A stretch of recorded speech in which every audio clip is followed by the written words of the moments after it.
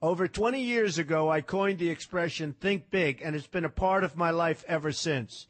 It's also come true. I became an even bigger success after I said it than I was before. And that's one reason I think it's an important way to think. It obviously works, and that's what I'm going to talk about today.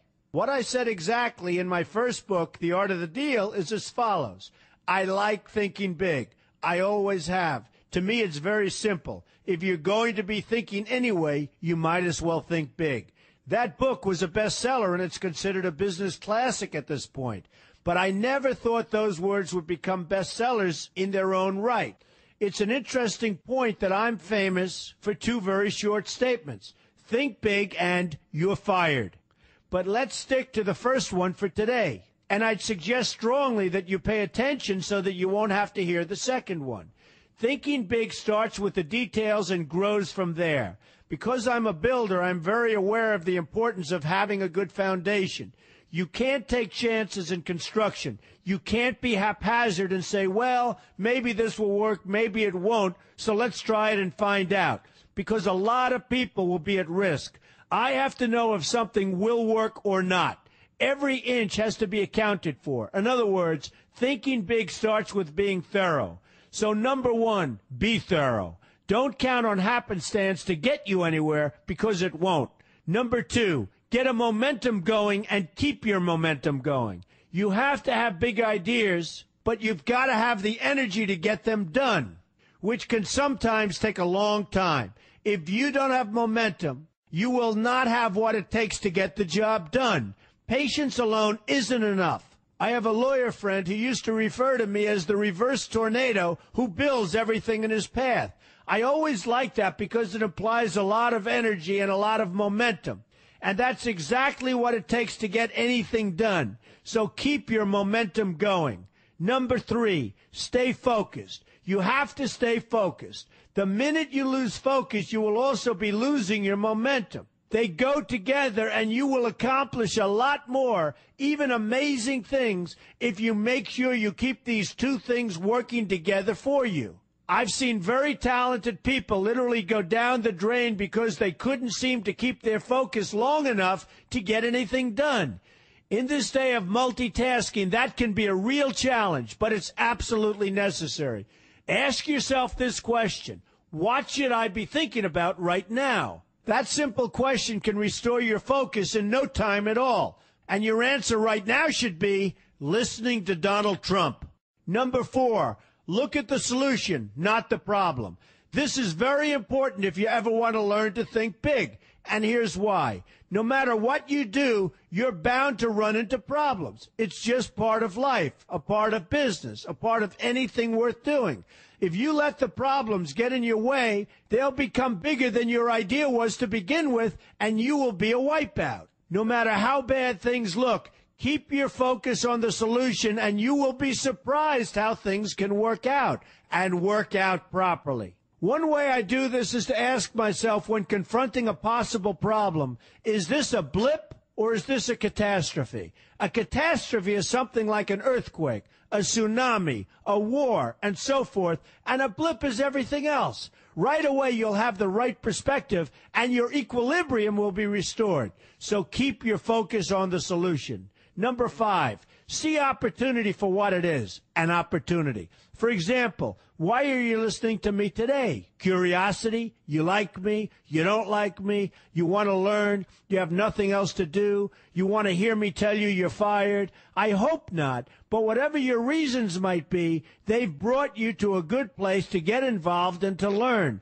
And that's an opportunity right there. People think that because I'm rich and famous that I know everything. I know a lot, but one thing I know is that I don't know everything. So I ask myself this question every day. What can I learn today that I didn't know before? And you know what? I learn something new every single day. That's a big reason for my success, and the same thing can apply to you. Take the time to see today as an opportunity, and you'll be surprised by what can come your way. Be open to new ideas, and you will be creating your own opportunities before too long. Number six, know everything you can about what you're doing. That's a good way to cover your bases. Another good way is to read the book Robert Kiyosaki and I have written together, Why We Want You to Be Rich. It's about covering your bases and knowing what's going on. I remember when some guys came in to meet with me about a great idea they had for an atrium for a building on Wall Street. It was a beautiful idea except for one thing. None of them had thought about how the building would be supported around this fabulous atrium. They didn't take into account the steel columns that were necessary to support a 72-story building, a very big and embarrassing oversight that could have been avoided if they'd taken the time to think about what they were doing. Don't let that happen to you. Know what you're doing first. Number 7, be lucky. Remember the old saying, the harder I work, the luckier I get. Well, it happens to be true. It works for me, and I've encountered some pretty big successes. But this goes along with something that's absolutely necessary for great success. Be passionate. You have to love what you're doing if you want to be successful at it. My father told me that it's absolutely true. I might work 7 days a week, but it doesn't seem like work to me because I love what I'm doing. If you don't like what you're doing, find something else to do, or do it part-time until you can find something full-time. You will never be successful, happy, or healthy unless you're doing what you love to do. That's just the way it is. So give it some thought. In fact, give it a lot of thought. For example, if you're feeling frustrated, there are 2 ways to look at the situation. Frustration can mean that maybe you're expecting too much, or it can be an indication that you know you should be or could be doing more.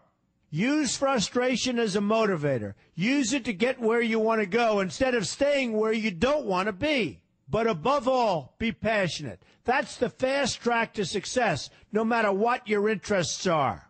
Number 8, see yourself as victorious. That can zap negativity immediately and put a positive spin on problems. I've gotten to the point where I see problems as challenges that I'll enjoy meeting and dealing with.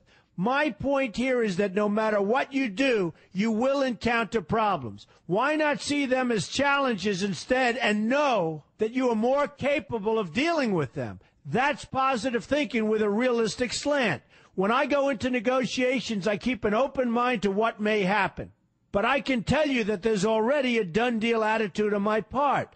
I've already thought the process through to the extent that I know everything will be better off if they agree with what I've come up with because I've taken both sides into account.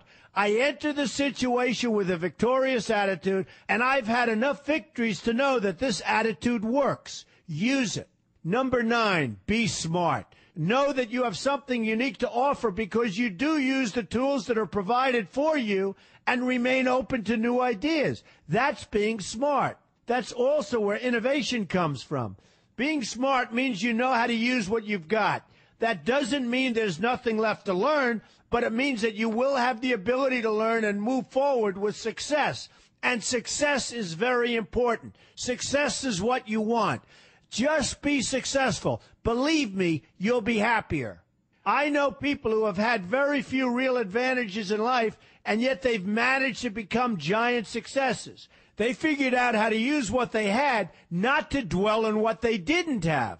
I'm convinced that everyone has something useful to offer, and if you apply yourself diligently, you'll find that you have what it takes to succeed, and you're going to be a lot happier for it. Number 10, above all, never give up. Never, never, never give up. The only time you will be a failure is if you quit trying.